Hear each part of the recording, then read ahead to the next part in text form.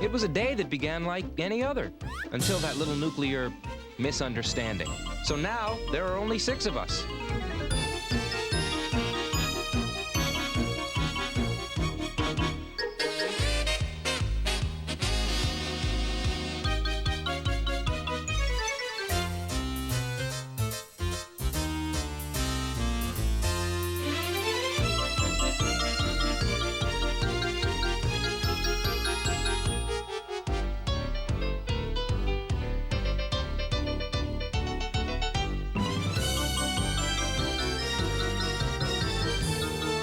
Somehow, each of us found our way to this farm.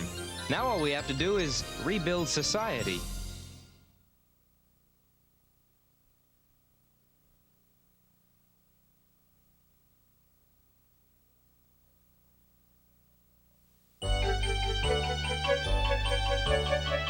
When our tiny band of survivors sat down to breakfast that morning, little did we know we were about to face our greatest challenge yet. And it would all start with a toaster. Something jammed in here. Oh, if it's navy blue and has a hole in the toe, it's mine. You dry your socks in the toaster? Well, not usually, but my underwear's in the oven. Oh, there it is. Not done. That's it. I've had it with this arrangement. I am tired of sharing things. You know, I've been thinking for some time we should establish ownership of items here on the farm. Previous owners were no doubt vaporized. I can't foresee litigation. But I thought we agreed that we would strive to achieve a classless society in which everything belonged to the people, just as Karl Marx described in Das Kapital. That was just me, huh? Connie. You know, part of me agrees with Alice. Materialism hasn't served us all that well. But then part of me wonders why there's a jockstrap in the crisper. You see, that's my point exactly. Jack has abused the refrigerator. Why? Because it's not his. But he has taken excellent care of his device. Explanation, he owns it. He's right. Owning things is great. I had a pony once. His name was Ben, and I took care of him all by myself. Oh, I love to ride. He made me feel so good. Rode him almost every day, usually bareback. Gosh, I really miss Ben. I say let's build her another pony. There's another argument for private ownership. We're used to having our own things. It would make this place seem more like home. Have we learned nothing from the excesses of the 80s? Are we really talking about a return to capitalism? Hey, don't knock capitalism. Jack, capitalism made you homeless. Oh, well, you can't criticize a whole system just because you know one guy who fell through the cracks. You're outvoted, Natasha. Gosh. So how do we divide up all our stuff? Well, Curtis is an expert in commerce and finance. I'm sure he can devise a fair and equitable system of distribution.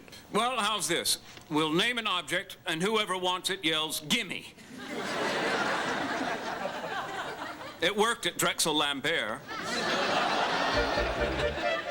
The items on the farm were divided up amicably, and we all took great pride in our new possessions. Mark, that really is a nice desk. It is, isn't it? And hey, you've really cleaned up those grooming utensils. Oh, well, as Antoine used to say at the salon, hair belongs on your head, not on your brush. Makes sense? Hey, anybody want to hear some tunes on my very own record player? Fighting soldiers from the sky, fearless men who jump and die. Jack, you don't mind that there's only the one record? Nope. It's like your basic black cocktail dress, always appropriate. Hey, everybody, I just won my first hand of solitaire. Hey! Yeah, I did it because I'm sitting in my own chair, playing with my own cards, drinking from my own coffee cup. That is the most orderly game of solitaire I've ever seen. Yeah, the secret is to use a ruler. Wow, I can see my face in this pan. And I can see this pan in this pan. Infinity. Wow.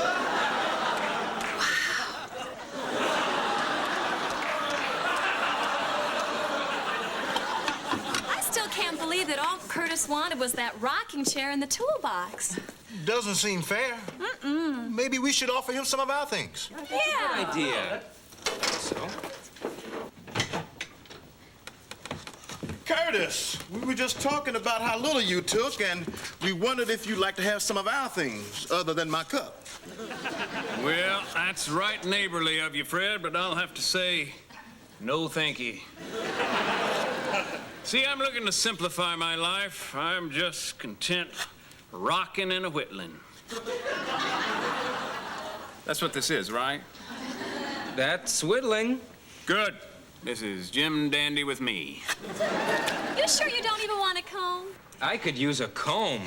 Oh, well, I could use your desk lamp. You want to trade? I don't know, Suzanne. That's not exactly fair. Maybe if you threw in the blow dryer. Why not just ask for a lung? Gosh, this is getting all too complicated. Well, there's a way around that. We could assign a numerical value to each object. That's great, and then that number could be the basis of exchange. Yeah. Ooh, and maybe we could have little something or others that would stand for those numbers, and we could carry them around with us in our pockets or in a wallet or something. And they could come in 5s, 10s, 20s. You mean money? Yes, money! Hey, this is gonna work, I know it. Oh, but what are we going to do for money? We don't have any cash. I have something. Garbage bag twist tie. There's thousands in here.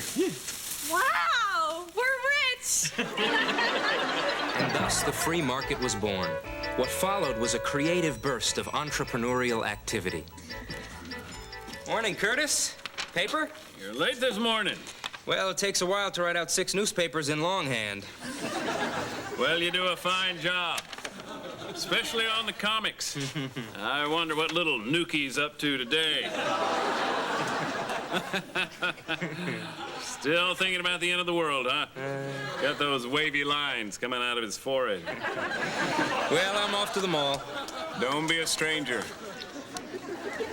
Here's your change. Thanks. Great meal.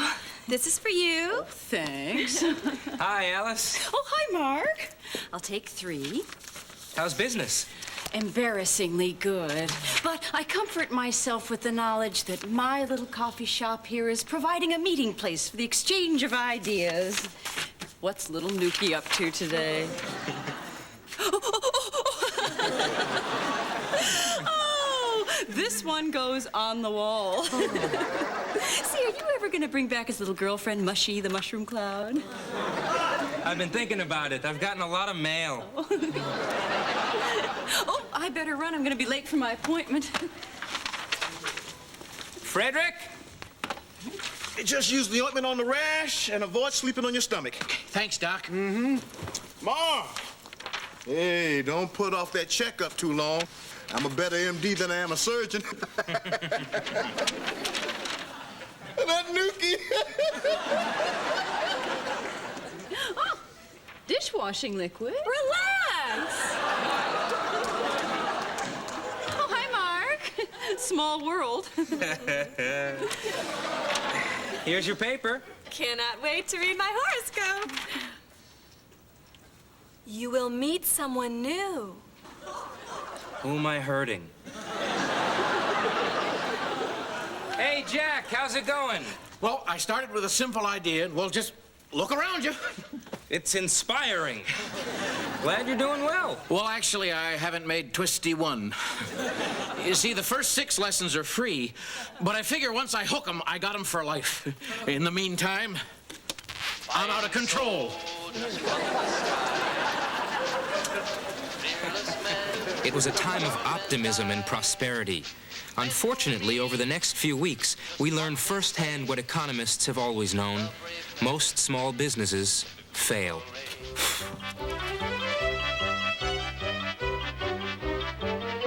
You said you'd buy a paper every day. Can't afford it. Business is bad. Everybody's too damn healthy. Except you. That mole on your neck looks questionable. Hi, Mark. I'll take 3 as usual. Alice, your restaurant seems to be the only business still thriving. Some unnecessary surgery today? Thanks, no. Say, I heard Suzanne's salon went belly up. Where is she? She's applying to Jack's new school. He's teaching art now. I'm sorry, you're just not good enough to be admitted. Darn.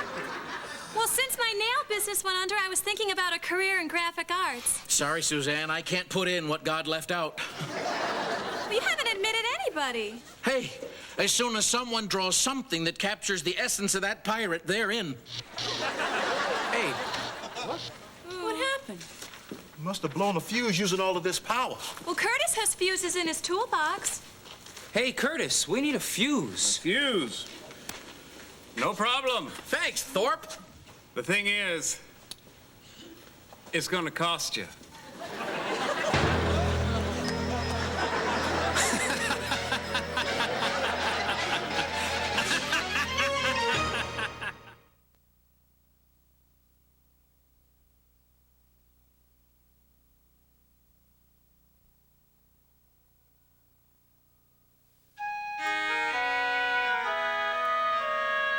Because Curtis owned the fuses, he could control the electricity. As a result, he was able to buy up all our failed businesses. Only Alice's restaurant stayed afloat. She alone was spared the indignity of having to work for Thorpe Incorporated, performing back-breaking labor for paltry wages. Since when is it only 2? I raised the rent on your hoe. If you don't like it, you don't have to work for me.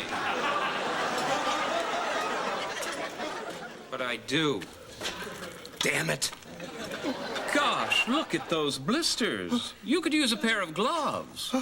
You can buy them for 30 twisties at my company store. One of these days. What? Nothing. Say, could you spare a twisty? What for? I want to go over to the company store and buy one of those Thorpe Incorporated t-shirts. Jack, the man is exploiting you. You know, Mark, I really hope you don't bring this attitude with you to the company picnic. Hey, everybody, it's corned beef hash tonight. Oh, great.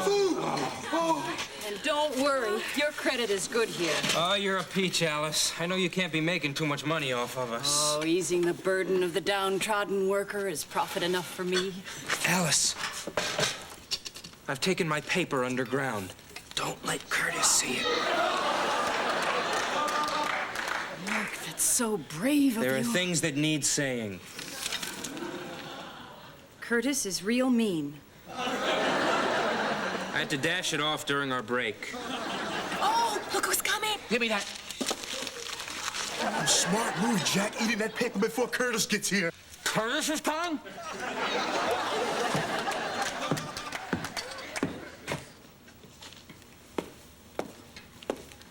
Have you reconsidered my offer to buy you out? Like the brave citizens of Stalingrad, defending themselves against the Nazi onslaught, I will resist you unto my last breath. A simple "niet" would have sufficed. Well, carry on. Oh, by the way, I'm feeling a bit cramped in the house, so henceforward, you'll all be sleeping in the barn. The bar! Be kidding. Of course, I wouldn't feel right charging you the same rent as before, so now it's doubled. The barn? No. There's got to be some way we can stop him. Alice, you're dreaming. The man has a stranglehold on all of the twisties. There has to be some way.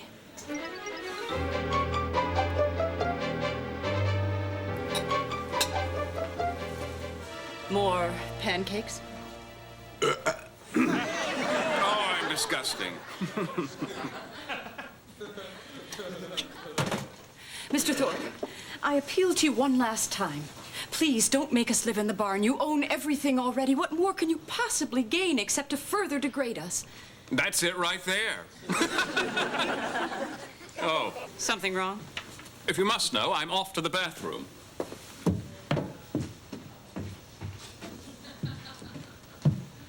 Problem? There's no toilet paper. I happen to have some right here. Ah, give me. It's mine. But I will sell it to you. How much? Everything you own. You're insane. I'll use the roll in the upstairs bathroom. I bought that roll, too. I bought them all, which is unfortunate for you considering the amount of bran I put in that breakfast contains your minimum daily fiber requirement. For a year. You think you're pretty smart. How do you know I won't use newspaper? Not a chance. There's nothing more repulsive to you than the thought of newsprint down there.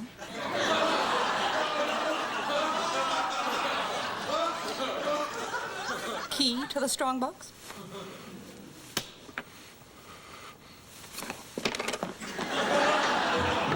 Yes! Yes! Did it work? Exactly as I planned. Oh, you're brilliant. We don't have to live in the barn. Own it all, Alice. You can use your wealth to raise up the masses, just like you always said you would. Remember how you always used to say that? Yes!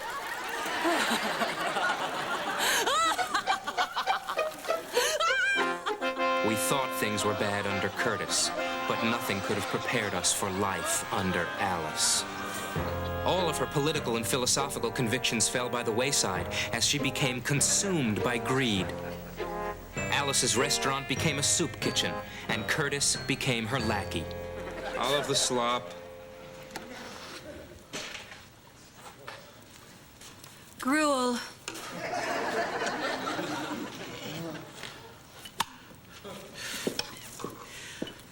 Gee, I don't know. Can I sample the slop?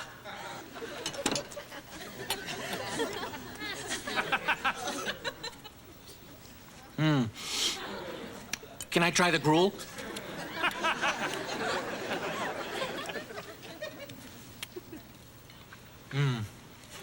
Let me try the slop again. And although we all suffered, no one had it worse than Jack. Hi, Mark. Jack? I've been looking for you. What are you doing out here? Well, I couldn't afford the rent, so Alice evicted me from the barn. Jack, you're homeless again? Yep, down through the cracks one more time. Jack, Alice has gone over the edge. We're having a meeting about it in the barn right now. We want you to come. Oh, gee, I don't know. I was gonna stay in tonight and putter around the box. Come on! And I'm tired of working myself to death for the man. Yeah! My life belongs to me, not to the man. Yeah, down with the man. Yeah. I hate the man. Who is the man? Alice is the man. I thought I saw a little hint of a mustache.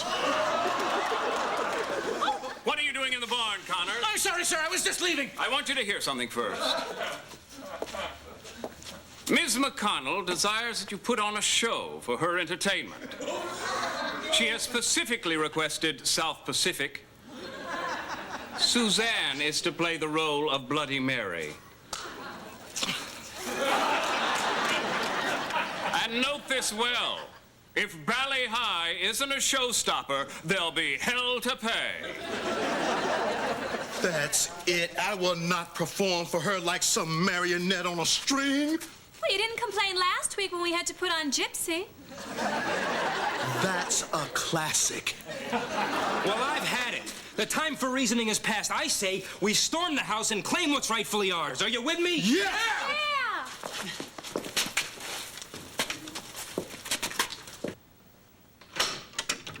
All right, McConnell. Your cruel reign has come to an end. Curtis, protect me. Thank God you've arrived. She was about to see through my I'm on her side charade. Jack, help me tie her up. Suzanne, you get the strong box. Get her over here. Come on. Yeah. Get her out here. All right. What do we do with her? Let's hang her with our own twisties. No, they won't hold her. Damn, and I like the metaphor. Oh, I know. Let's throw her in the well. Yeah. Let's throw her in the well. Stop! Before you go any farther, there's a little story I'd like to tell you. Is this gonna take long? Alice weighs a ton. Hey! It's a story of two homeless buddies. Let's call one Jack, and the other one we'll call Jack. Well, Jack was an older, bearded man, wise in the ways of the street, while Jack was young and naive. You know what? Let's call the younger one Bill. Jack taught Bill everything he knew about life on the street, and they became the closest of friends. Well, the years passed, and what with one thing or another, Bill became the CEO of a multinational corporation. And then one day, Bill just happened to be walking past Jack's box on the street. And at first, I didn't think he recognized me, so I called out to him, "Hey, Bill, it's me, Jack, in the box." Well, a big smile came to Bill's face. And he put down his Italian designer briefcase and he strode right over to my box and, well, he peed all over me. And then he was off. I learned 2 important lessons that day. One, even the nicest guy in the world can be corrupted by money and power. And 2, a little seltzer water and vinegar will get out even the most stubborn urine stains.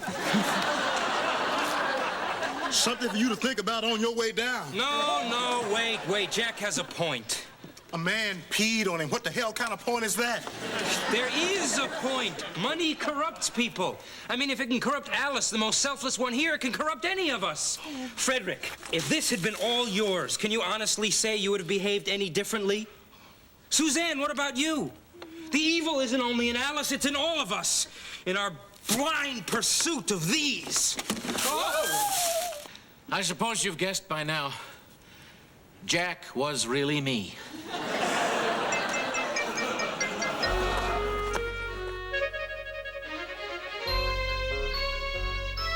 So clearly our attempt to create a just economy was a failure. In this, I am comforted to know our society is like every other one in history. We just put our own special spin on it. Why am I always the one? Because you're better at these things.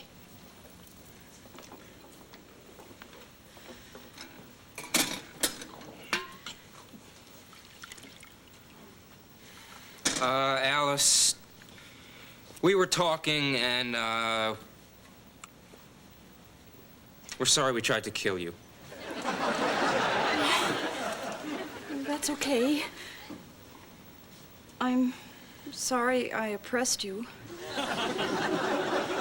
Oh, you guys!